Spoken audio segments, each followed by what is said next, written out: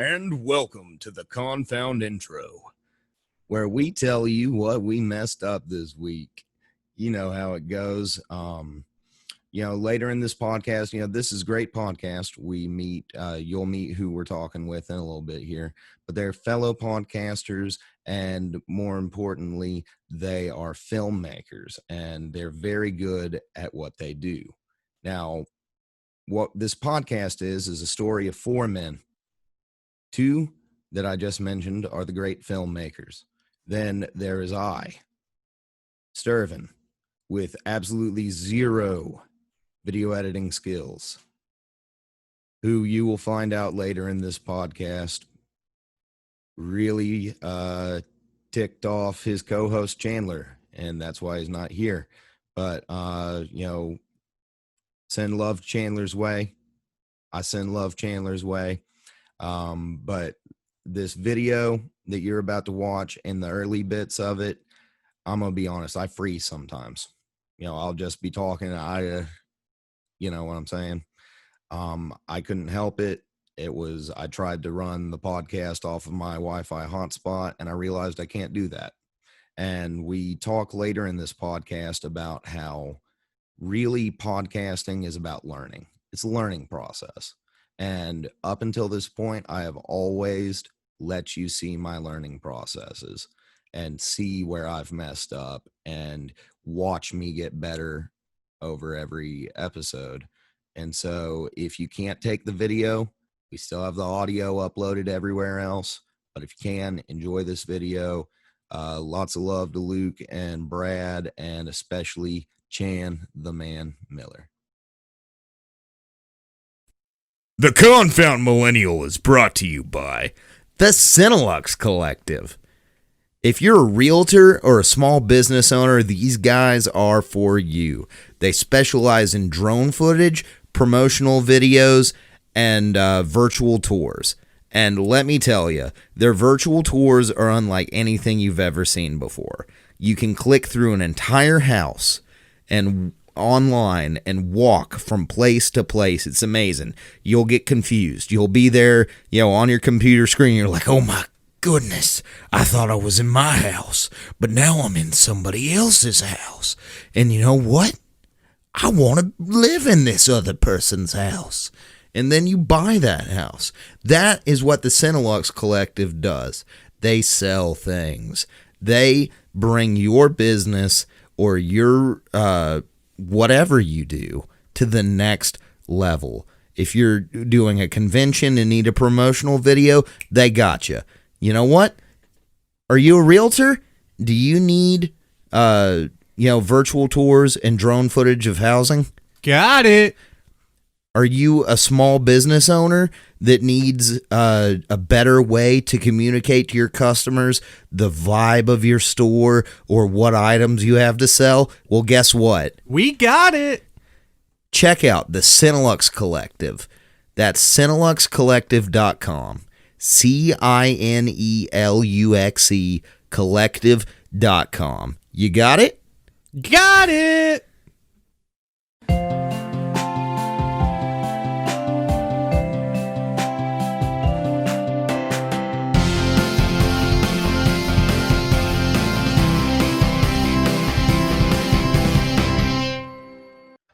And this is The Confound Millennial, starring Steven Stirvin Michaels and featuring Luke Pilgrim and Brad Kennedy of Sozo Bear Films and what's your podcast again? Friends from Film School. Yes, Friends from Film School. So last time I had you on the show about a year ago now, and Yeah. Sorry, if you hear anything in the background, recently, this is the first podcast that I have done. We recently had to switch out of our studio, and we are temporarily set up in a pottery shop. Oh, gotcha. Yeah, so somebody's throwing pottery over there. Yeah, so if you guys might hear something, nobody else will hear it. But, because Gotcha, man. I am the sound guru that I am now. that I was not when I first had Nice. you guys on the show. Yeah, And man, you've stepped up your game since then. I've tried, been working and getting that work in. But you guys have stepped into the podcasting world as well now. Was that Yeah. something? Yeah. Was that something you were planning on doing, or after you saw my podcast, you were like, "Oh, we can do this"? That was it, man. After we were like, we can do it. We I decided. felt like last year was we did several podcasts. Yeah, we were guests on a few podcasts, and I think maybe that helped influence us. But Yeah. we mostly were like, we need something we can put out every week, because most of this type of stuff we do takes months to create, like making short films or even commercials or whatever. It just takes forever to finish. And the podcast we could do in like a week. Each week we knew we could put out an episode. So that was the main goal, was consistent content on YouTube. Right. And when I started, I was doing 2 a week, but I was just doing audio. And so now that I'm on YouTube, I'm stepping it back to 1 a week. Yeah. Yeah. Have you found that it's a lot more work having to edit the video and everything? Oh, yeah. Yeah. Just mainly for me, it's just lining up the audio to the video. Other than that, it's not much. I don't really do much to it. My co-host, Chan the Man, he's the one that's usually behind the computers. But this week, it's all on me. Woohoo! Do you guys do like, is it all through Zoom, or do you guys have multiple cameras in there or something? We have one camera. You see, I was going to bring this up a little later, but I'll bring it up now. We are essentially a ghetto-rigged version of you guys. Like, Cool. every bit of the podcast we have going on, it's like you look at it and it's like, it shouldn't be working, but it is. It's like, Hey, I mean, if it works, it works, right? Yeah, we probably take a lot more extra steps, but also we don't have, fancy. What is that? A full soundboard in the background? Yeah, but that doesn't have any. We don't use it for the podcast, but that's what I used to record music with. I still do a little bit, but it's from. I had a studio. This was in my parents' house, and I moved it here like a few months ago, and so now it's in the background. It looks cool for the podcast, but it's not really used for the podcast. Yeah, that's some nice texture too. But it is nice. We could use it for like voiceovers and stuff if we ever needed to. Yeah, I watched an episode of your podcast and I was like, these boys are on another level. Thanks, man. We appreciate that. But we'll get into the podcasting a little bit later, but I want to talk about Encounters, your newest your series that you've been doing. It first came out last year, right? The first one? Yeah. Yeah. And first episode came out last year. And we talked about that, but just recently you've released episode 2. We did, yeah. And I got to tell you, that's my favorite thing y'all have ever done. Oh, thank you. Thank you. That's awesome. I have like really bad ADHD, which keeps me from being able to focus on watching anything. I've been trying to finish the first episode of The Witcher for 2 months. Yeah. I keep getting 5 minutes in, and then I'm like, I want to go play The Witcher now, and so I go play The Witcher. Yeah. But your Encounters episode 2, the dinner party, is that what it's called? That's it, dude. Yeah. I didn't know what way it was going at any point. Oh, cool. It hooked me in. I was just, for the full length of it, I was just, what are they going to do with this? What is going on? And I think, honestly, it's probably my favorite thing I've seen on the internet this week, if not this month. Oh, wow. Oh, cool. Wow. Thank you. That's cool. It's like, we were super proud of it. It's definitely been the biggest project we've done in terms of scale, and just, we'd like really tried to shoot it like a real movie, like we were using cinema cameras and all that stuff. And so it was a big step up for us in terms of just quality, but also I think storytelling, everything was kind of a step up. Mm-hmm. And it's hard to tell when you're editing it. And then we watched it 1,000 times. It's hard to tell if the ending is working, you know, or the twist working, those things, without giving too much away. But you know, it's hard to tell because we know that we wrote the story, we've read it on the paper, and so then it's like it's hard to tell if that is translating. But I had multiple people tell me, they were like, I had no idea, I didn't see that coming or whatever. So that's super exciting. Yeah, I was about to say the same thing, where it means so much to us.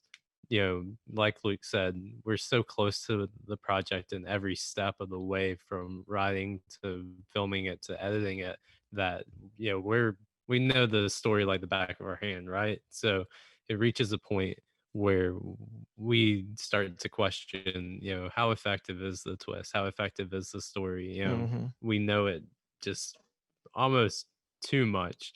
So it means so much when, you know, people like you who aren't as close, obviously you watch it for the first time and you go, wow, you know, it kept me on the edge of my seat. You know, that means a lot.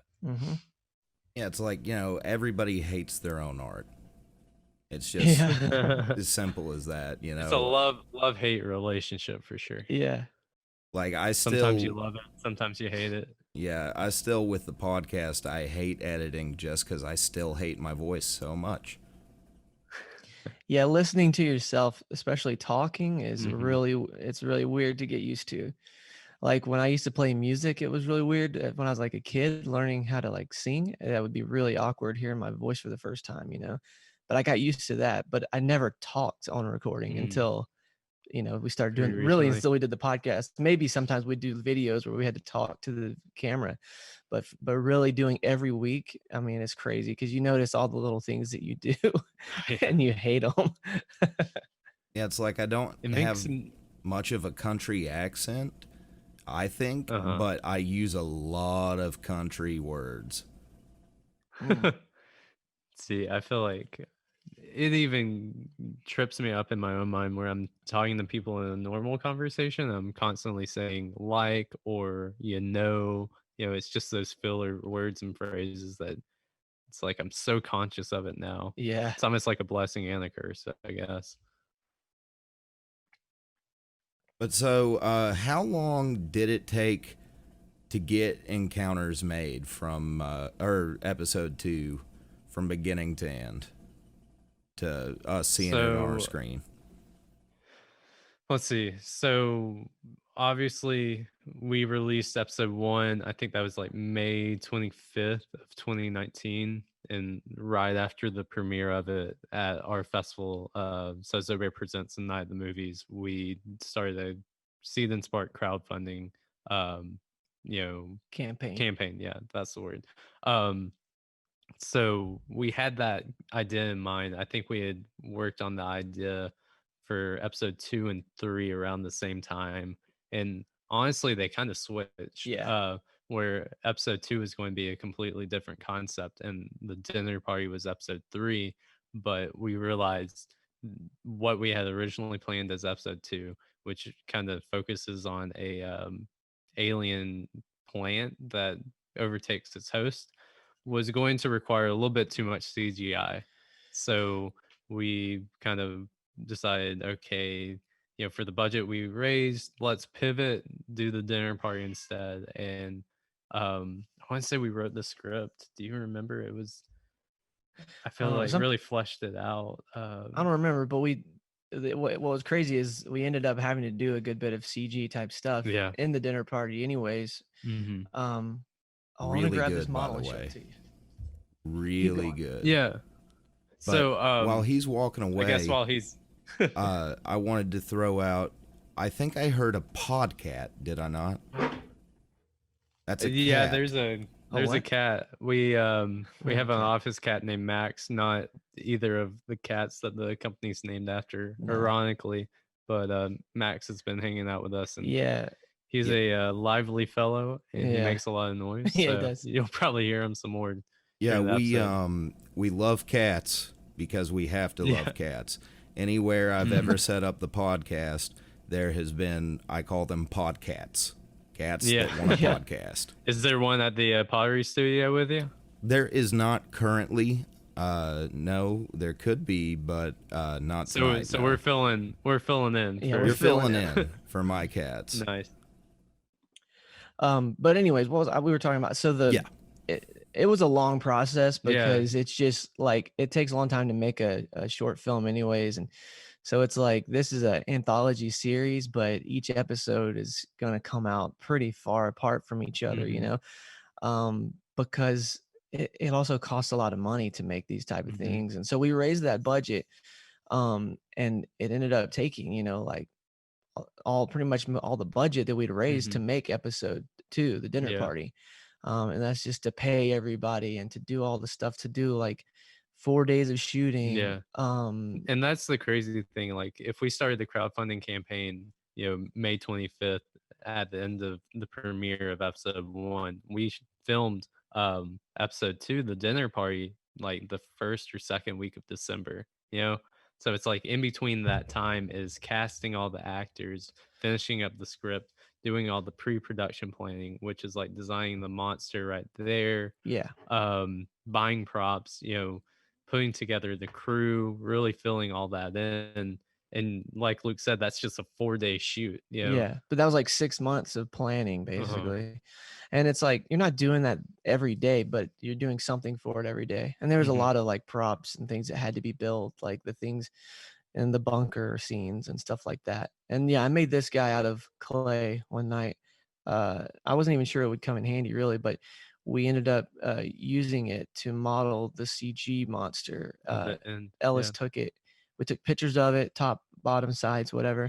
And Ellis took those pictures, pulled it into Blender, and he made a 3D, you know, model of it, a digital 3D model.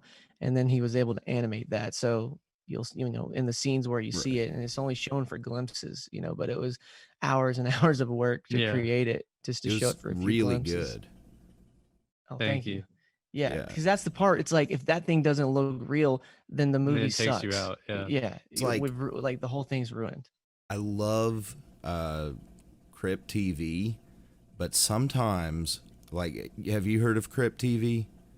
The YouTube channel? Yeah, no. It's a YouTube channel that just releases horror short films. Okay. But that's cool. A lot of the times, like, their monster just won't look good, and it takes away the whole thing. Yeah, I mean, so much hinges on it being believable, right? Like that was the big thing for us. We have the CGI monster, and then the we have a suit monster that we really only use for like a shot, you know, but it's 2 like shots maybe. Like that's so important that looked right. And we spent several $100, you know, buying one from a custom designer, you know. It was through Amazon, but still it was like, you know, I think pretty much a one of a kind almost. And then it's like there's the cool thing too is to make it more believable, you mix in those practical elements. Like we had these gloves, these alien gloves, so when you see the claws and stuff, those are like a practical, tangible thing. It's real. You see how the light. There's Max. There's a head right here popping up. You see how the like light bounces off of those objects and everything, and you can use that to help model the digital 3D model. But you also, for the audience, they see that. And that's why, like, for instance, Jurassic Park, the first Jurassic Park was done so well, is because they blended a lot. And there was barely, I mean, it's the first movie to do CGI like that, but really there's only like 12 minutes, I think, of, you know, dinosaur footage. CGI. Yeah. Or maybe if that's, I don't know, that may be dinosaur footage in general, but still there's like a handful of CGI shots. The rest were done with giant animatronics or people in suits. The Velociraptors. Yeah. And so that mixture is like, it really sells it. And now today you can really do amazing things like the Avengers and everything. But I still love that, kind of having that practical element to it.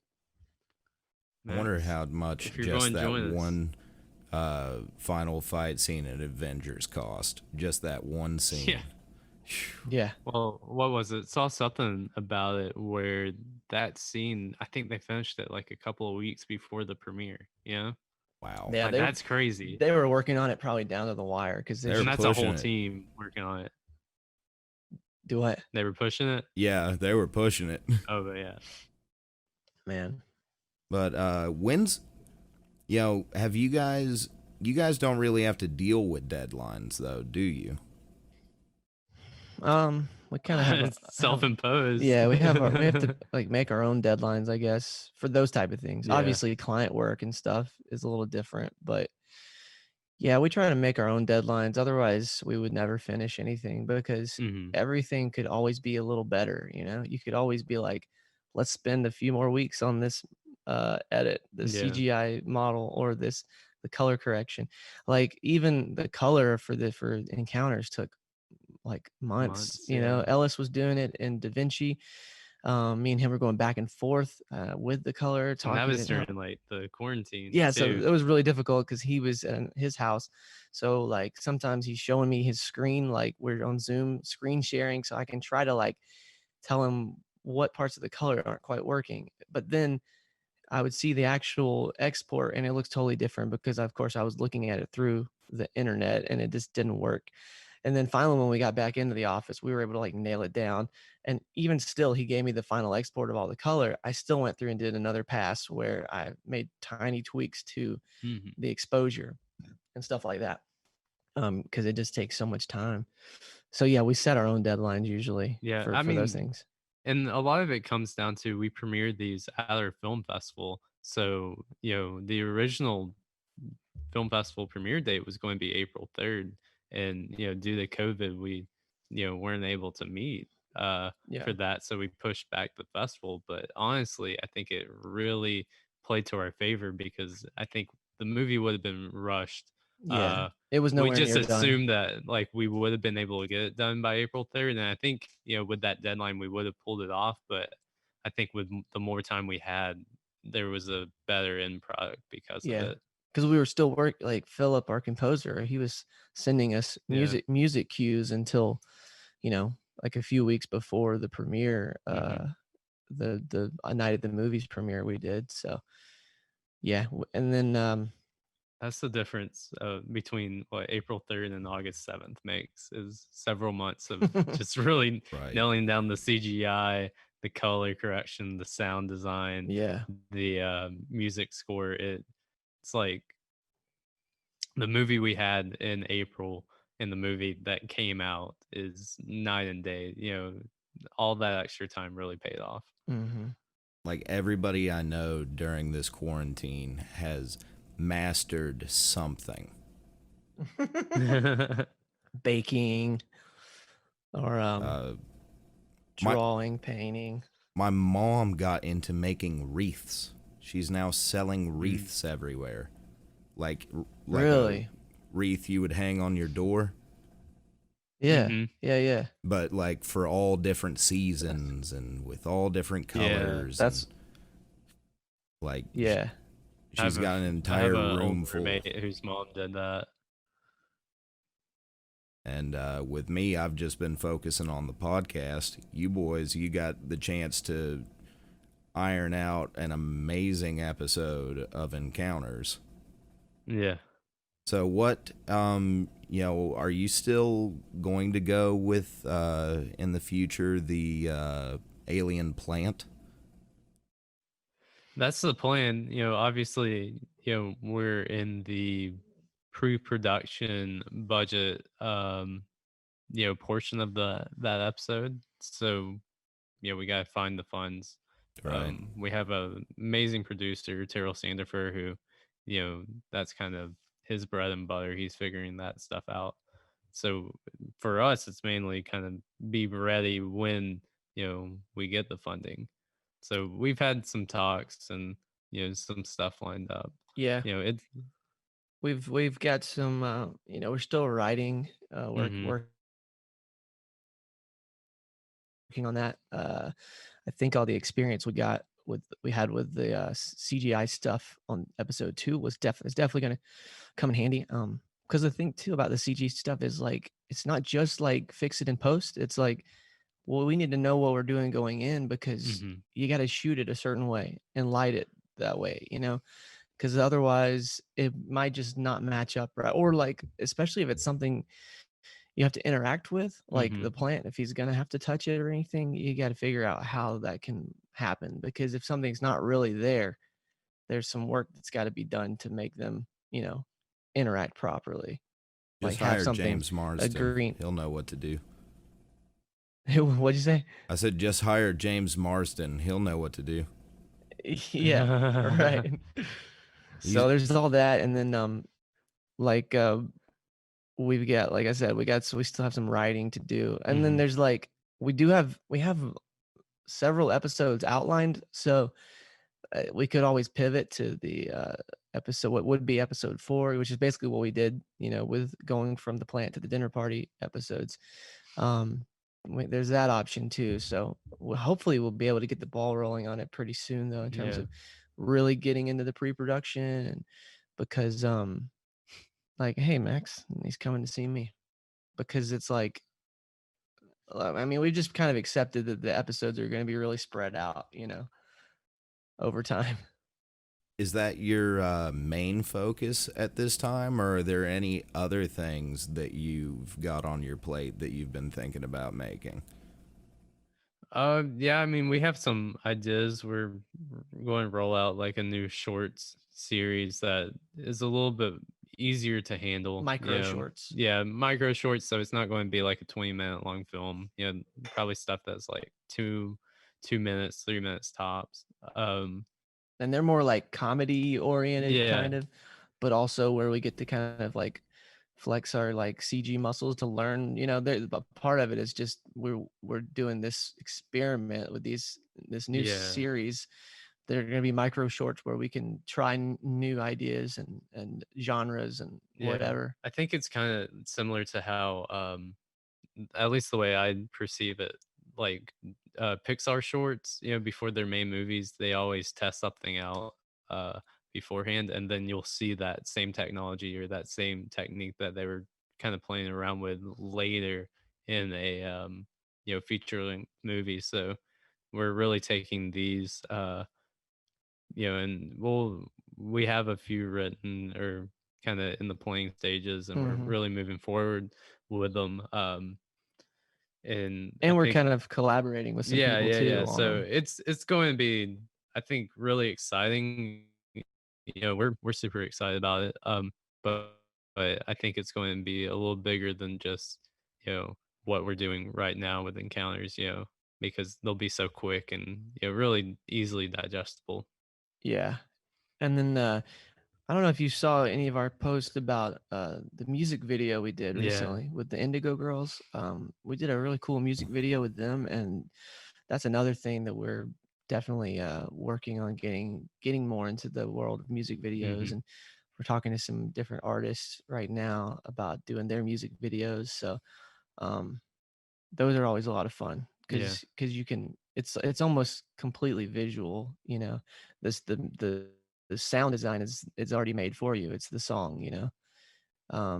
So it's you figure out how to tell a visual story without dialogue, and how to, you know, how does it also mesh with the artist's vision? Because it's their song, you know, and you don't want to just go in there and go rogue and make whatever you want. You want something that matches their vision, you know. So that too, we're working on that too as well. And then obviously, of course, you know, commercials and documentary promotional videos. You know, that's, you know, a lot of our commission work that we've been working on. But yeah, creatively, you know, these new micro shorts and then music videos are kind of our main focus and ways that we're going to stretch those creative muscles. By the way, in case rare chance somebody's listening that would, you know, like to hire you for a music video or something, how do you contact you guys? Best way to find us is at sozobearfilms.com. You know, we have a contact, all our contact information. We're on Facebook, Instagram, Twitter at sozobearfilms. Yeah. So SOZOBEARFILMS. I say that because a lot of our other guests that we've had are mostly in music. They're mostly musicians or singers for the most part, the guests that we've had on. Cool. But That's cool. So we get a lot of people that are really into music. You ever think about Yeah. getting back into music, Luke?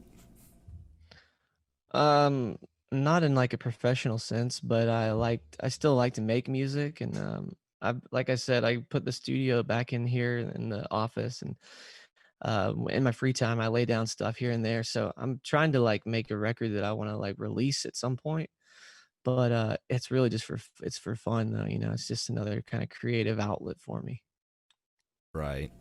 Like Yeah. there's a lot of bands right now that aren't even technically bands. They don't perform, they just release music now. Yeah, And exactly. people still eat that Plus- stuff up. Plus, like right now, nobody can tour. So I mean, I'd basically be on the same like level playing field with everyone since I can't tour either. So I could just put out some records, Yeah, I went to the first concert that I'd been to in months, about 2 weeks ago, and it was just so weird.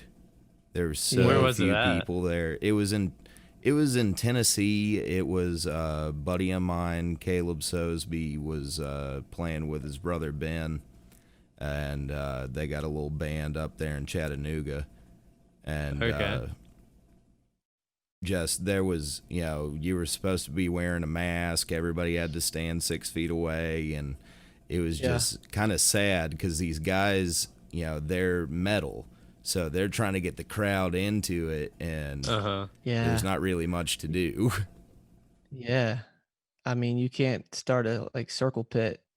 Right. You can't start moshing. Yeah, That it's is hard not to mosh corona when friendly. 6 feet apart. COVID mosh pit, man. That sounds like a recipe for disaster. Sounds like a band name. COVID mosh. Yeah, COVID mosh pit. Would that be in poor taste right now to like come out with a band and have COVID in your name? I'm gonna call the new record that then. Have you guys? This is a weird question. I ask a lot of people it actually. You guys familiar with Magic: The Gathering? Yeah. Yeah, I never really played it, but I had some roommates who played it in the past. They recently, right when all this started, they released a set that had special Godzilla cards in it. And one of the Godzilla cards was Space Godzilla, Death Corona. Oh. That's weird. Was that like right around March? Yeah, and they had already set it to print. They had already printed everything before the coronavirus had hit. It was a reference to an old move that it had from the Japanese movies. Yeah. Oh Man, I bet they felt.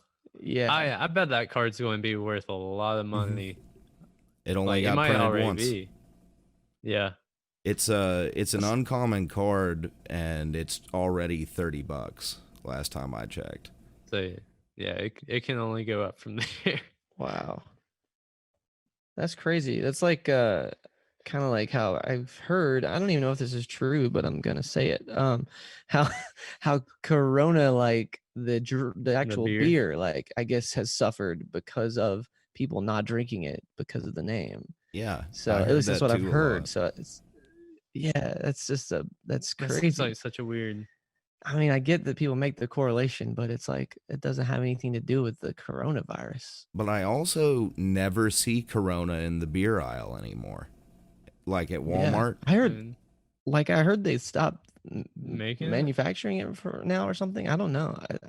I thought that had to do with something with an outbreak or something. Oh, maybe that was it. At a facility, they had like a COVID outbreak. Yeah, that's what I heard. But with the internet these days, who knows what you're hearing is what. Yeah, who knows? Yeah, if it's true or not. Yeah.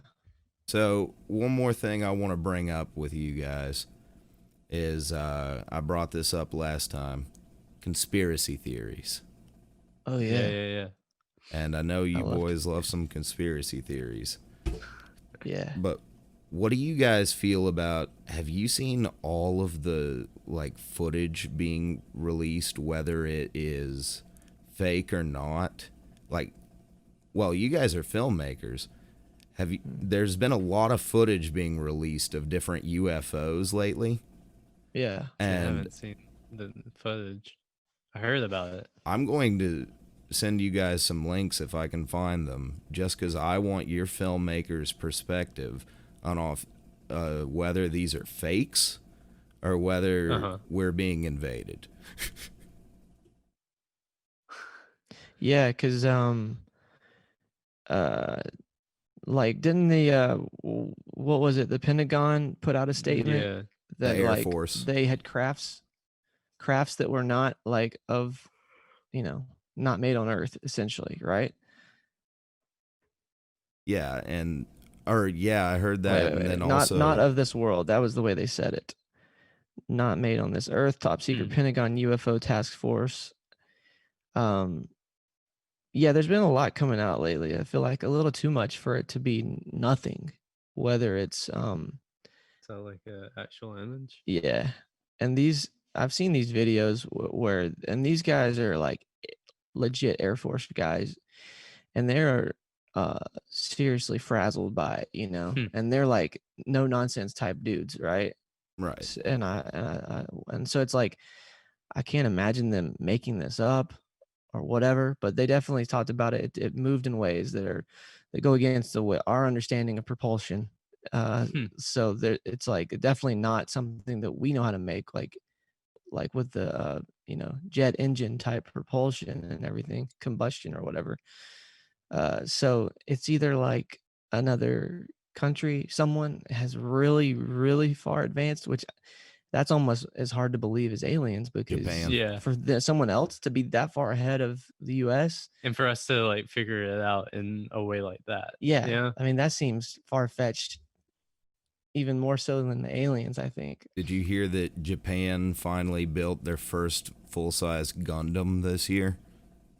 Oh, really? No. What is that? So like giant mech. What? Like a you know, giant like Pacific Rim. They have the robots. For real? Yeah. Yeah, I watched a video of them doing its first steps. How big is this thing? Yeah. And how do they control it? Is it always like that like all those, how do I look it up? Animes where it's like one person walking, or I would try real life. I feel like I did see this. What is that for real? That looks just like a transformer. I don't know. Engineers take their Gundam for a walk. Yeah, that's probably it. Yeah, that's it. That's the video I saw.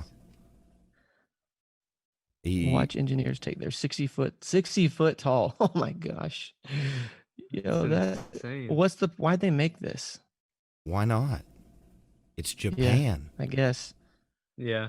It was only a matter of time, right? That legit looks just like a transformer. Like everybody back when North Korea was a big, you know, everybody thought that we were going to get invaded by them or something.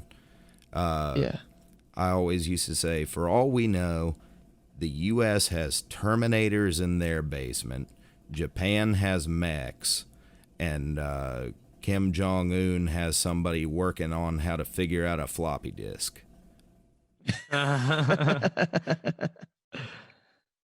Either that or North Korea has, well, no, I guess if they had advancements, they would be using them. Yeah. Right? They're not the kind to hold off on Kim Jong-un's just going to like Disneyland in China or something. I thought he died too, but then apparently he didn't. Yeah, everybody thought he had died. You think he's like a replacement? Like a clone? Maybe clone or a robot or just a guy that looks like him, and they don't want people to know he died. I feel like that would be a lot of plastic surgery to make someone else look like him. I don't know. That would take a lot of convincing and a lot of money. Yeah. Well, he's the only one in that country that's got it, so. Yeah. Yeah, he is very rich, right? Hey, so do you know, for real, like, what are they going to do with this giant robot? I don't know. Are they coming to take over? Are they coming to take over the U.S.? I mean, it didn't look like it's It walking that well. It's not walking very well yet, but only a matter of time, I guess. It's a start. Oh, it says COVID-19 halted progress. Oh, nope. On other projects, the Gundam perseveres. My lord, they can't stop the Gundam. Like back when I was in high school, I saw a video of they had a mech that you could get in that was probably about 10 feet tall, maybe a little more. And you could sit in it, and it had like legs that had like tank tracks on them. And the whole thing cost $1 million, but it was an extra 10,000 to get the giant machine gun airsoft guns that you could attach to it. But it was no longer street legal once you got the airsoft guns. Wait, so is this something you could buy? Yeah. For $1 million. For $1 million. Whoa. You see, to me, if it's like $1 million, you gotta have way more than just $1 million to your name, right? Oh yeah. Because I'm not going to take all of my money and then throw it into something like that. Well, it kind of goes back to... You gotta be like Bill Gates or... I mean, the fact is, at least a Hollywood point, actor. You have a mech. Who's going to take anything from you? You just stroll up, hey, I want this. I've got a mech. Yeah, you go to the bank. See, I'm surprised someone hasn't like robbed a bank with like something crazy like that. Oh man, that's gonna be awesome. Because then we're gonna be living in a movie for real. Then, like, I'm surprised Elon Musk still hasn't made an Iron Man suit. I know. Yeah, they got to be working on it, right? I'm really disappointed if he's not. I thought they were working on some like soldier suit type things, right? Like the hydraulic, legs and stuff. Or did I just see that on that show Space Force and I just mixed it up with reality? Because that happens a lot of times. What about what is it? Boston Dynamics, right? Yeah. They're building like the robots. Oh yeah, they could be like soldiers or something. Their robots are definitely going to be the ones that take over the world because they're always kicking them over and stuff. It's like they're going to be like really making them upset. Yeah, they're going to be like really pissed one day when they become sentient and they realize we've just been kicking them for fun. I'm not ready for a robot takeover because I've got a lot of responsibility on my shoulders in such a case. Wait, why? My little brother, his name is John Connor. Oh my gosh, dude. I've got to train him, and he's not ready. Terminator? I mean, if there's Terminators, he's going to have to fight them. I don't know anybody else that can. How old is he? 10. Oh man, he's gonna have to step up. He's got like maybe 2 more years or something before he's living through. He's almost to that Judgment Day time period for. He's doing his training on Fortnite. We're about to upgrade him to Warzone. Fantastic. I was thinking of a conspiracy theory. Oh no, not conspiracy theory, but we talked about this on one of our episodes of Friends from Film School recently. The Neuralink that Elon is working on. Are you familiar with that? Is that his plan to retaliate against AI?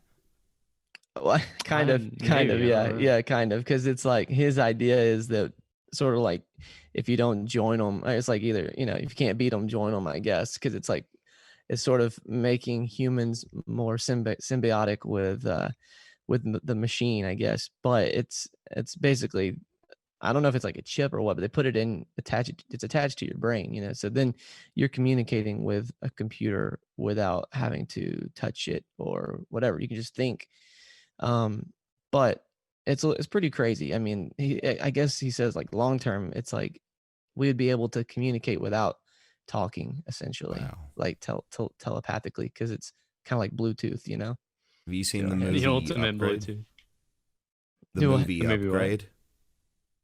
The upgrade? No, is that the one where the guy like they rebuild his spine or something and it's robotic? Yeah, he gets his spine severed. Okay. And they put a chip in him that reconnects it, but it's an AI. It takes over him, right? Or it makes him fight and stuff. Yeah. Seen the trailer. He gets into some trouble, and he can tell I think it's called STEM. He's like, STEM, take over. And he's like, do I have permission? And he's like, yes, you have permission to do whatever. And then he just starts fighting with such precision and skill because he's a robot at that point. Yeah. That's crazy, man. But his facial expressions, he's such a good actor because his facial expressions is just shock and horror as his body is just punching and kicking and killing people. Oh, that's crazy. I can't imagine playing that part because you're having to be like, and you're like fighting really hard, but your face looks mortified. Dude, that sounds tough. You're doing two roles at the same time, basically. Yeah, it's but I'd give it a check out. It sounds like that movie was made to warn people of what Elon is trying to do right now. Yeah. So what do you think then? Would you be open to getting the Neuralink or Absolutely not? See, I'm with you, man. That freaks me out. Yeah. Like I'm all down for you to like hack off my arm and give me like some bionic arm. Well, I don't agree with that either. But like, I'm not on board. Well, yeah, I'm just going to become a farmer. If everyone else wants to like move into the future and do crazy stuff like that, I'm not going to live this cyberpunk life. Luck, dude. I'm just going to live off the land. No, because you'll be trying to farm. You'll be replaced instantly by the robot farming machines. Like there will be no need for you to farm. But Ellis, he's our other host of the podcast, and he's totally on board to get the Neuralink. It's pretty funny because he's like, man, you'll be left behind if you don't get it.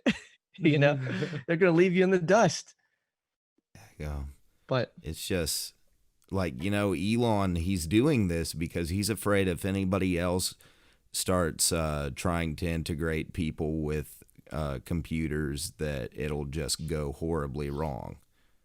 Yeah, he's trying to be the first one to do it, and he does. But who's the like? What if he's the one that messes it up and makes it horrible? He could be the one that brings about the singularity. I have a friend like that today was telling me, he's like, you gotta stop listening to Elon, man. I'm 80% sure he's the Antichrist. Oh man, 80% is pretty good odds. Well, the good side of that whole Neuralink thing, though, he was talking about was it, being able to cure certain things like Alzheimer's and everything. So that's kind of cool. Parkinson's, right. If you're paraplegic or whatever, they could literally cure almost anything because at that point it's controlling the synapses in your brain. I don't know. I'm not a scientist, but it sounds pretty impressive to be like, oh, you could fix dementia with this, but I'm not going to lie. If they could say that they could fix anxiety and depression, I might change my mind. Right. Exactly. Yeah. That might be, I know. And it's like, those aspects of it I like. The other side of it where we're becoming even more symbiotic with machine, where we're already like, and part of his argument is that the cell phone is already like a symbiotic relationship, that it's like an appendage it's removable, but we're already connected to it in a way that, like, if someone from 100 200 years ago, whatever, if we were telling them about this cell phone, they would have the reaction that we're having to the Neuralink, because they would be like, no way, you're going to carry a tracking device around constantly, you're going to stare at, you know what I mean? They would have a similar reaction, I think, because of seeing the way everyone looks like zombies walking around staring down at their phones. That doesn't look appealing if you've never heard of it. You don't know why they're staring at that, little black mirror. Yeah. I don't know. Yep. I don't trust it. I don't trust no chips in my brain.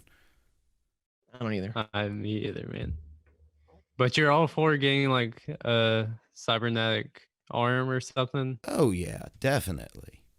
But like, That'd be pretty cool. Like on only an purpose, or are you arm. saying like you had an accident? Either way, either way. Either way. Either way. I could go either way. You know, it depends Well, on what the insurance covers on that. But yeah. Okay. Would you rather have like a cybernetic leg or arm? arm. You couldn't do Yeah. leg I would say arm too. because then your leg What would if- be so powerful compared to the other one. You'd be skipping everywhere. I know, dude. I was thinking that too. What if it was both legs? Two leg. You could get 2 legs or 1 arm. Yeah, Go still go think arm. I think that's a pretty fair question right there. I mean, I don't know which one I would go with, but you'd have to go with both legs. You can't do one, but you can do no, one because arm. you could. You got 1 leg and you're like you could jump on the roof of your house with that 1 leg, but the other one's just like the other one loses all the muscle mass because you don't hardly use it. Dude, but think about how fast you could run. I would like the legs because you could run. Like, I'm always You're worried. getting like bugs in your teeth as you're Yeah, running, like though. basically every day I think about being killed by a bear. So if I had these cybernetic legs, I wouldn't be worried about bears every day. You'd just be kicking a bear. It's like Yeah. that scene from that Hercules movie with Lou Ferrigno. You just kick the bear into To outer space. space. No, I'm not gonna fight it. I would just be able to get away You just from it, run. dude. Because I think about dying by the hands of a bear a lot. That's kind of part of my concerning, daily- but for us, partially. it's a average fear. We're out in the middle of the woods. Yeah. I live out. Is in that the only woods. has that developed as you've moved into this house and Me? like, I think maybe. or- I feel like I think about it a lot for real because I'm really spooked at night outside of the house because we live way out. Oh, you came here. We're out in the woods, Yeah, and I am too right now. And like there's a bear that keeps getting into our trash can Oh, I know. right outside of the That's, door where I'm at. So that's not good. And once they If it's showing up in the trash, Yeah. then like once they find that, they keep coming back because once they like eat, they find some food in your trash can. It's like they got like a steel trap memory for that. It's hard to get rid of them after that. Man, I saw a video, I think the other day, of this woman. She found I think it might have been a cub, but she was over off on the side of the road, like going to take a selfie with this cub. And then the thing started leaping at her and she just bolted. I'm like, how stupid do you have to be to get right up to a bear? I understand it's young, but this thing could No. still just kill you. And the mom's close by. Oh, dude. yeah. It's got to be. like bears, I don't know, man. I'm gonna go Joe Rogan for a second. Bears are killing machines. They are. They really are. I mean, because he talks about that a lot. Like it really is like a monster that lives out in the woods. Do Do you listen like to Joe Rogan a lot? Because that might be part of the problem. 'Cause maybe he talks yeah, I about do listen to bears him a a lot. lot. He does. Yeah. He's always talking about basically he talks about everything in nature that can kill you. Like That's his mountain lions, obsession. cougars, mountain lions, bears, whatever. Lions, tigers, and bears, oh my. He talks about it all, Yeah, I saw a guy that made a video making fun of him, and he was like, "This is the Joe Rogan experience. It's brought to you by DMT." Yeah. Yeah. I think I saw that. bears. Yeah. Yeah, he does talk about ayahuasca, bears, and Chimps, jujitsu. man. aliens. He talks about yeah, apes and chimps all the time. primates. Yeah, primates. Like if he were interviewing you guys, it'd go a little bit like this. Hey guys, so I know you're filmmakers, but have you ever tried jujitsu? Yeah, exactly. Yeah, exactly. He's like, "You Great should for your try it." core, explosive movements. Yeah, I recommend everyone should try it.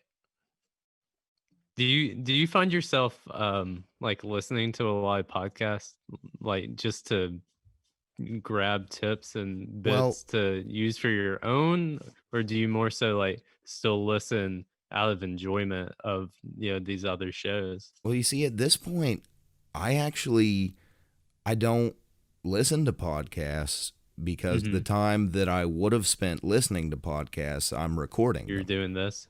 Yeah. That makes sense. So it's and early on we decided we would always be a Joe Rogan knockoff. We wanted that style of conversation. We didn't want to be nailed down to one specific topic, genre, anything. We wanted to just be able to. I mean, really, it originally started. I had wanted to try my hand at being a stand-up comedian, but there's just nowhere around to do that. And I was like, not where you live, for sure. And so I had decided, just stand on the corner of the street in Cleveland. Just tell jokes in Helen on the square. Yeah. But it's. So I decided, all the comedians have podcasts. Maybe that'll help me get funnier until I get a chance to do something. And, I've always wanted to do something in entertainment. I feel like I'm a pretty good actor. I've just never worked on getting the chance to pursue that. And, let's do a scene audition right now. All right, let's do it. Okay. Action.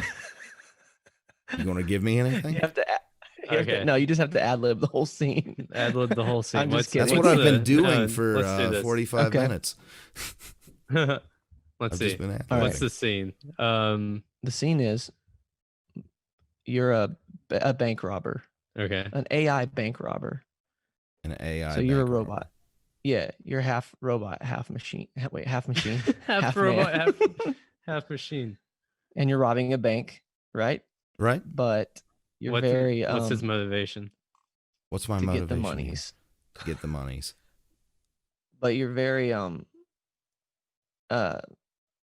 or should he be in? What's his quirk?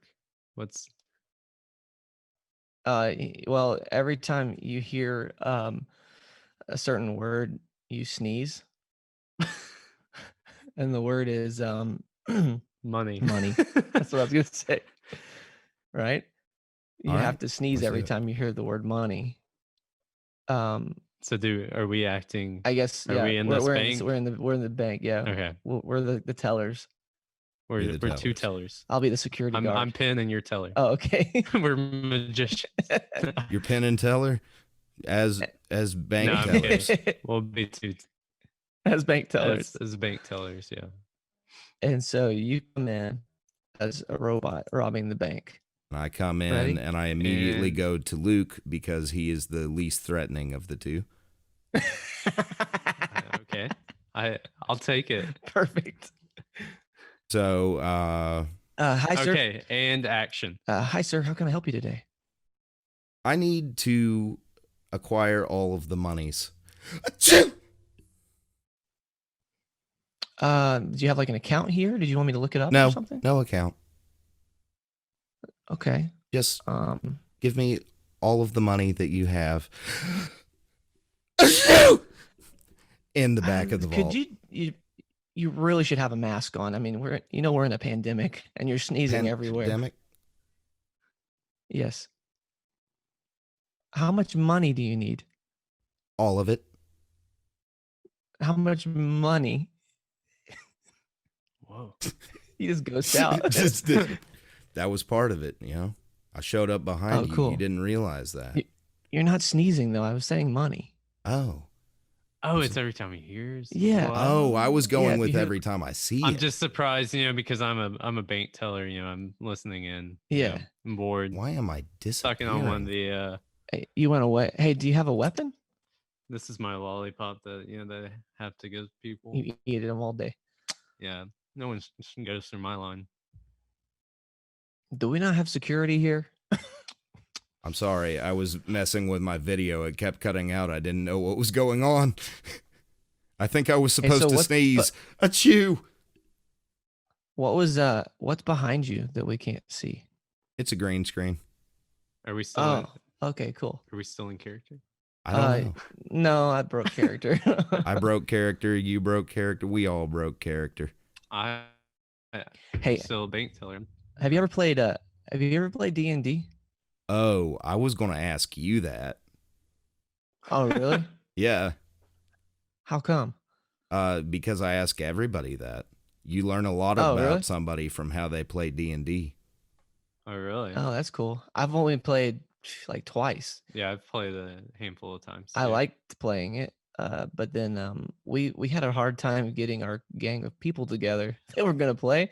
Everyone kept canceling on us, but Brad and I played with Ellis a couple times, and you played a couple times with some other people. But I Ellis, just played once Ellis, because I was like, I don't have enough time to yeah, commit You to know, this boys. Ellis is like a legit like D&D dungeon. player though. He's the dungeon master or whatever. He's like really good at it. I was about to say, if you guys, I had always wanted to get together a Dungeons and Dragons podcast. You guys ever want to do a little bit of a crossover, do a bit of D&D? Let me know. I'll be in. That would be cool. I think I could do the like sort of. I think I could get into the character. I just have a hard time with all the rules. Like I don't understand what to do when. So, like, and when I'm supposed to roll something or whatever, that's where I would really struggle. It's confusing to everybody. It really is. My thing is I like really pushing it to see how far and how crazy. Like we killed everybody for no reason. It was crazy. I loved it. Cut off arms of just random people, and I jumped through the stomach of somebody one time. Yeah, that's cool. Kindred spirits right there. Like we did this right off the bat, and yeah, my thing was like I'm going to avenge my father's death. So I'm making a Frankenstein monster. So I gotta like decapitate someone, grab an arm, carrying around the casket. Just crazy stuff like that. Yeah, he was gonna like build a monster to avenge like the death of his father. That was the story. And he was building him out of just body parts. Max, dude. I remember there was Max, calm down. But so much cat here. Yeah. I feel you. But there's when I was playing, I don't even remember what I was going to say. There's so many D&D stories. You could just do a whole podcast based off of talking about your D&D playthroughs. Yeah. Oh yeah, I played with somebody. How long have you been playing for? On and off for about a year and a half now. Okay. We kind of took a break. I think the first time we played was like a year ago.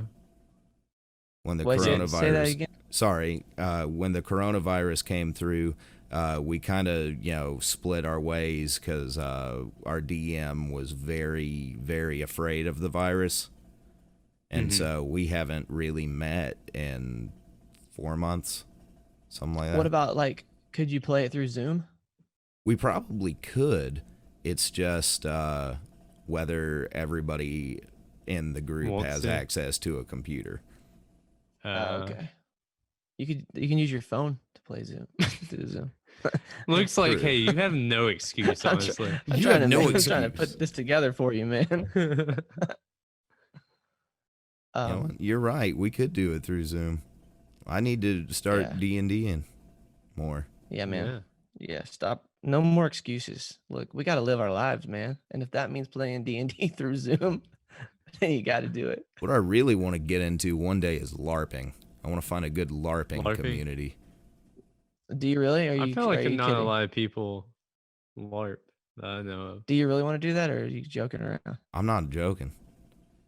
Like running around dressed in armor with foam swords. Like, heck yeah, boy. I think that would be cool too. Would you be like that guy? I remember he was on like Tosh 1.0 and he's like, lightning bolt, lightning bolt, lightning bolt. Would you get really into it like that? No, I would probably just get really into. I would probably take professional sword fighting lessons, and just get really into the sword play of the things.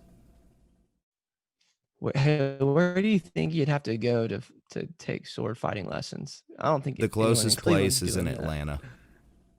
You've already looked up. He's looked it up. I love it. Yeah, I figured it would have to be Atlanta. Yeah, me and an ex of mine were talking about, like, somebody was trying to get us to sign up for dance lessons, and we were like, no, let's sign up for sword fighting lessons. And so we were going to go start taking sword fighting lessons in Atlanta, but that's a long way to drive, and I hate Atlanta. Yeah. Yeah. Yeah, it is a long No, trip. okay. Was this like, did y'all think if we ever break up, we'll sword fight each other To to the see who really won the relationship? That'd be a great breakup. Great. Quite literally. It's And then the, you're like, hey, get my arm cut off. Then Cybernetic. cybernetic.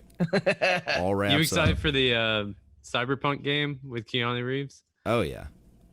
I'm more excited for this month. They're doing a Samurai Jack game. Oh, that's cool. You remember him from Cartoon Network? I remember it, but I never really watched that show. That was my Wasn't jam. there like wasn't there one like a game, like a old original Nintendo game of that? Or did I make that up? Samurai Jack? Yeah. Or is it not that old? Or did I Not make that up? old. Samurai Jack's not that old. You're probably thinking of like Ninja Gaiden. I don't know. Dude, I started playing video games recently and I'm really good at it. Just a humble bro. No, I'm not really, but I am enjoying it. I'm learning. I'm getting better. It's like my little brother, he's a streamer, and he's all the time just yelling like, this kid just killed me. Look at what this kid's doing. I'm like, bro, you're 10. You're the kid. Yeah. yeah. It's his go-to, like, this game sucks. I hate this game. Exactly. Every time he what's up dies, with this kid? Hey, let me ask you this. Remember you were telling us about these kids pee out the window? Oh, yeah. Have you heard of this? Instead of going to the bathroom, it's like, man, I'm in the middle of the game online with your friends and stuff. So you run to the you run to the window and pee out the window really quick. Dude, I wasn't going to bring this up, but I feel like this is the perfect opportunity to bring up something that happened this week. Okay, why Chandler is not here. Oh, we love Chandler, and we would like him to come back. But I hurt Chandler's feelings. Oh, okay. I got put on a new medication. Well, I was on it before, and I forgot why I got off of it. And then this week, I was horribly reminded of why I got off of it. I began sleepwalking. Oh, no. And I was staying over at my co-host's house, and I sleepwalk into his room, pee onto his Xbox, turn around, and go back to bed. Oh, man.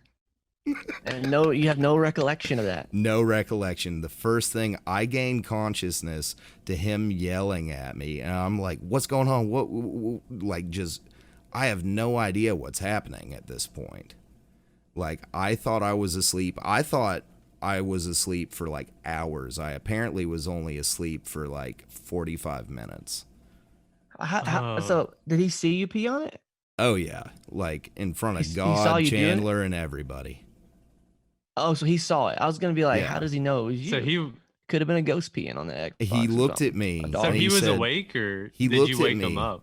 And according to him, he said, "Dude, what are you doing? You're peeing." And I said, "Dude, this is for our European podcast."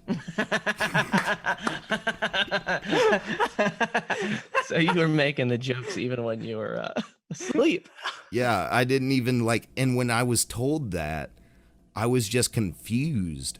Like, why would I say that? And then 5 minutes later, I was like, I made a pun. Oh, dude, that is crazy. So your subconscious made a pun and you didn't even get your own joke at first. Right. Dang. I didn't even get the joke. Whoa.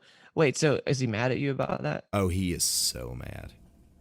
But you didn't mean to, like you were sleepwalking. I know, but I don't think he's ever been this mad at somebody, and especially like he knows that no harm was meant.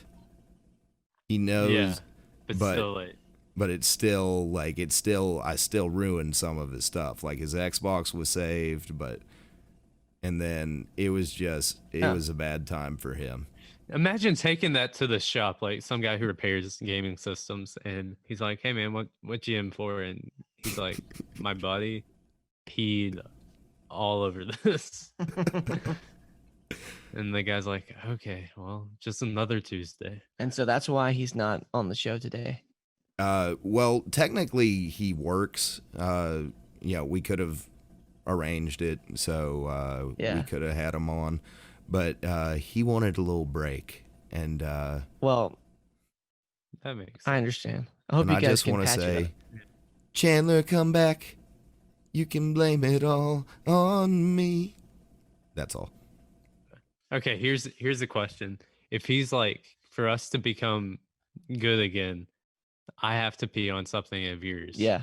What would you let him pee on? Sounds fair. Oh, God. I don't know. Something you love. Yeah. Something you love. The only thing that could compare to peeing on his Xbox would be to peeing on my podcast computer. Ooh. Oh, but that would affect him too if he's messing up his own podcast then, kind of. But I don't know. I guess my PlayStation.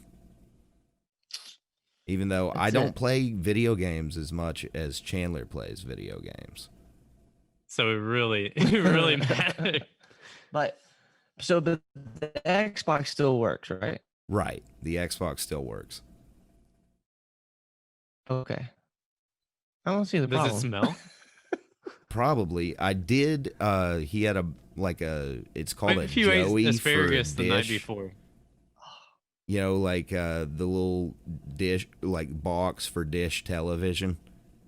That's ruined. Oh, that's ruined? Yeah, that's ruined. Oh, bummer, man. Luckily, I avoided his Nintendo Switch as well. Dude, you avoided? You were just going all over, like, wild stream. You must have been like, I wonder what you thought was happening, because a lot of times people do that when someone, like, I've had friends that did this when they were like really drunk and they got up, went to the closet and started peeing into the closet, but they thought it was the toilet, you know? Right. Like it was a stall or a door or whatever. So, but if you seemed like you were just peeing around in circles. So yeah, I wonder what you thought was happening. I don't know why I was like peeing around in circles, but I do actually vaguely remember a dream. Oh yeah? What was the dream? It was, Does it relate to the pun? Yeah, or not. It doesn't fully relate to the pun, but it relates to the peeing. I thought I was on the Joe Rogan podcast, and me and Ari Shaffir were peeing into bottles. Oh, dude, that makes so much sense, because Ari pees in a bottle like every time he's on. Right. So that would be why I'm like, this is our European podcast. Huh. Let me just say, though, Ari is, out of all those guys, not the guy you want to model yourself after. No. Okay. You don't want to be the guy that makes terrible comments just after someone dies, or, you know, slips Molly to your best friend, you know? Man, I always wished that I could party it down with Bert Kreischer one time, if I could talk to any of those guys. Yeah, Bert seems he seems like a blast. I bet he would be so exhausting to be friends with. Oh yeah, because he's just always. I mean, he's always being crazy and stuff. But you can tell, like, but his relationship with Tom Segura, it's like not necessarily one-sided, but Bert's so self-absorbed. Like when they have their show, it's like very. Every time he asks him a question or whatever, he doesn't answer it. He ends up going into a story like about himself or whatever. Don't they call him out on it? Yeah, they do. They make like drinking games and all this stuff about anytime he just randomly cuts off Tom and starts telling a story. Yeah, I haven't gotten, you know, they came out with that podcast, Two Bears, One Cave, right about when I came out with mine, so I hadn't really listened to it much at all. I think I've only listened to some clips, but it's been pretty hilarious. They're funny guys. They're really funny. It's a funny show. Hey, how many episodes have you done? Overall? This is I know 131. Okay. Wow. All right. I noticed it said 31, but I knew you were like at 100 something. So yeah. So when did you cut off your season? A year at a year. at So right you at did a year. 100 in a year. I did 100 in So a year. this year, And sorry. are you on? So for this year, are you on course to do another 100, or is it less? Yeah, I think you were saying one a week, right? Yeah, it's Oh, because of the video 50 thing. is the goal for this year. Yeah. Yeah, Gotcha. that's kind of what we did. We were doing one to hit at least 52, but we recently started doing some extra stuff. Like tomorrow, we're recording a bonus episode for our Patreon. So we just started a Patreon page. So if you want to check that out, check it out. Patreon.com/friends from film school. Yeah, we just did that recently. We're going to try to, put out some exclusive content and stuff like that. Hopefully people will be into it. Yeah. What do you feel like you learned the most within 2019 of starting the Confound Millennial? It's like the biggest lesson from the podcast. I'm sorry, what was that? You got a little laggy on my end.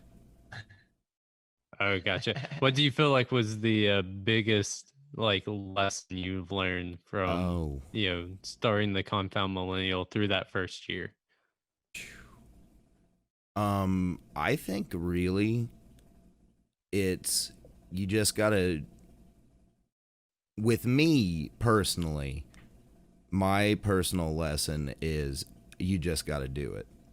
No matter what it sounds like, what it looks like, keep getting better.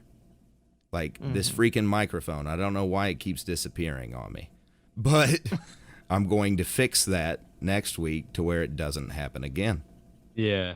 Yeah. And what I've learned for me is, it's a learning process completely because I'm not a computer guy. I've never been that big into technology. I ask my little brother for help on my cell phone. But so everything has been the take down the machines. Everything has been a big lesson.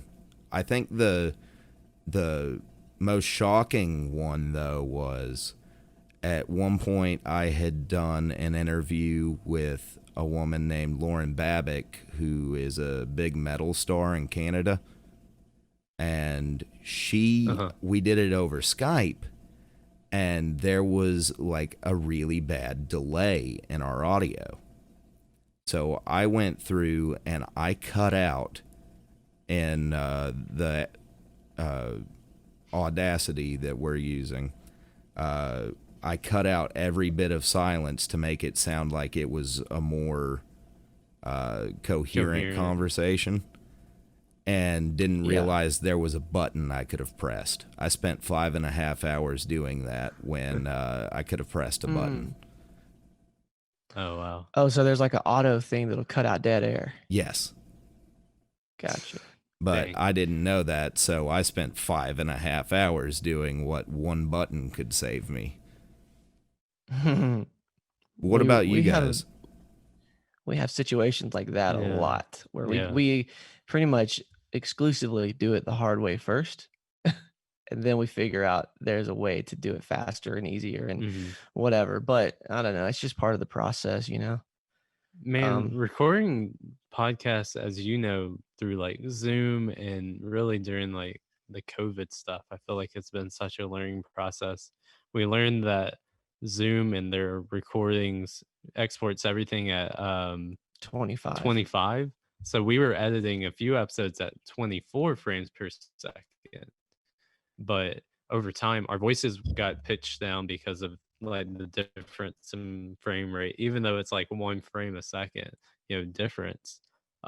We sounded like this kind of. So we sounded very congested, and it took like several weeks of figuring that out, just like the way we're talking to you now, figuring it out with guests, really the style of the show, how we're framing stuff up, because a lot of our early stuff was, just us three talking, and then it turned into, well, now we can have other filmmakers on, do interviews, change of branding.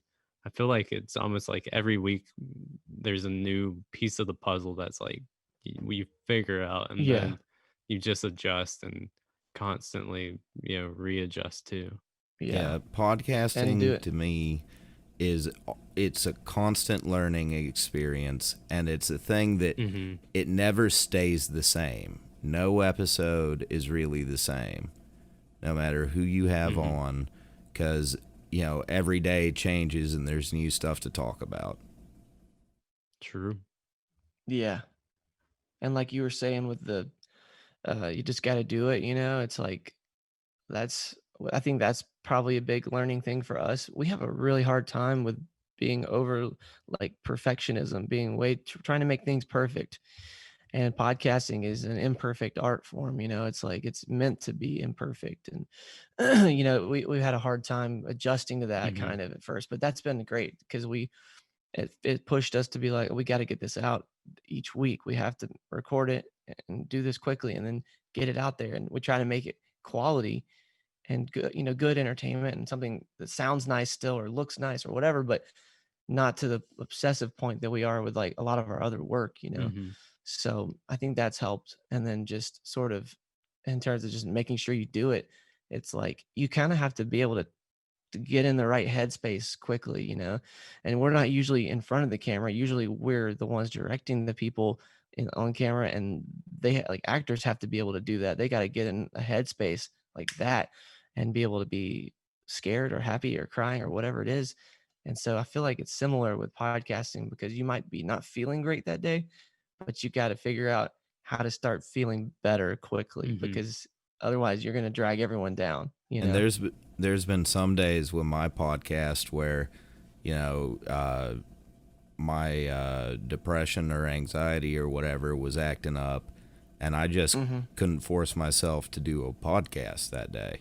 And Chandler was trying to force it out of me, and I was like, there were some nights where I was like, hey man, you can hang out, you don't have to leave right now, I'm going to bed though.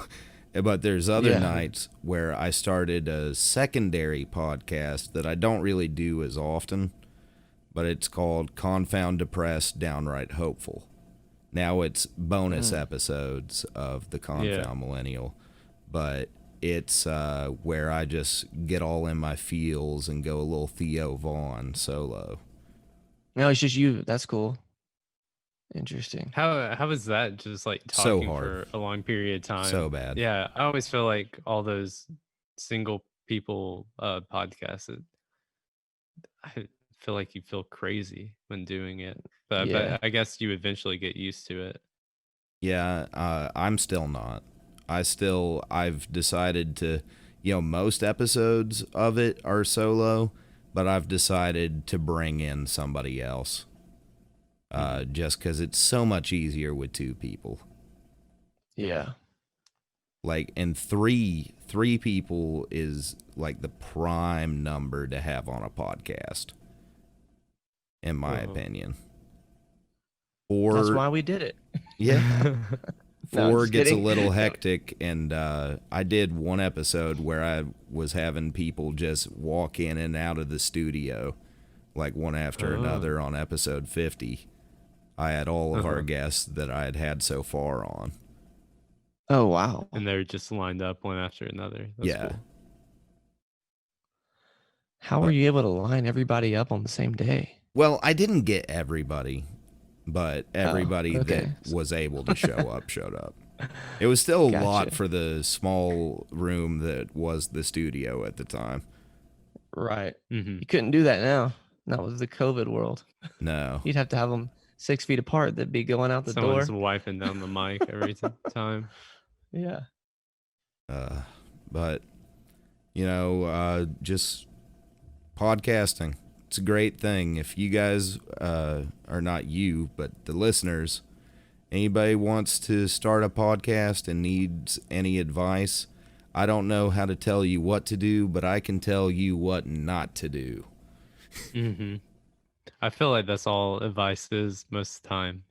This did not work. Mistakes. This worked, but it might not work for you. But I can tell you exactly what cannot work and will not work. All right, boys. I got one more question for you. Okay. You ready? I don't think I asked you guys this last time, but I try to ask every guest this. Imagine with me, if you will, you are in a pool up to your shoulders in snot, and somebody runs up to you and they throw a bucket of pee toward you. What do? Do you duck? Say that again. Hold on, say that again. We didn't hear the last part. Sorry. You're in a pool of snot and somebody throws a bucket of urine at your face. Do you duck? Oh, no. I think Is this a question you ask people a lot? This is now making the peeing on the Xbox seem intentional. If that's yeah, dude. No. Commonly, This actually is a question I ask a lot, but I was asked it by my youth pastor. He would ask every new person this question. That sounds like a youth group type of question. They're always super gross. I would rather have the urine to my face than duck under and get some. And I think snot has such a weird consistency. You got to worry about corona nowadays with it. True, but I think even before it'd be like, you go underneath and then it's just like the goop of snot. It's just stuck to your face, your hair. Is this probably like in your nose now? The person whose urine it is, are they like really dehydrated? Because that could affect the type of urine hitting your face. Is this like brown pee coming at you? I've never thought of it that way. I've never thought about the hydration levels. Yeah, that's like way more gross than And I thought of this because the other day I poured some coffee in the toilet, and I almost told my wife it was my pee just to freak her out, but I stopped myself because I thought she might get mad. She'd be like really upset because I was gonna be like to the emergency room. I was gonna be like, babe, what's wrong with me? Look at my pee, it's brown. But I didn't do it. That's ridiculous. Yeah, I'm gonna stick with the pee answer. I'll take the pee to the face. Same. It's I mean, it's one of those, obviously there's no win either option. Also, cat pee's a lot worse too. If it was cat pee, that'd be worse. Yeah, I think I would take the snot if it was cat pee. Exactly. But, well, you guys got anything else you'd like to add in before I close this out? No, I think we're good. We'd love it if you would check out the podcast, check out Friends from Film School. You can watch Encounters, our new episode 2 on YouTube. It's only on YouTube. We didn't put it on Facebook or anything this time. So our YouTube channel is just Sozo Bear Films. You can find us basically everywhere as Sozo Bear Films. And then our Patreon is Friends from Film School. All right, you heard it, ladies and gentlemen. And this has been the Confound Millennial, starring Steven Stirvin Michaels and featuring Luke Pilgrim and Brad Kennedy of Sozo Bear Films. Stay saucy, y'all. I'm tired of these confound millennials.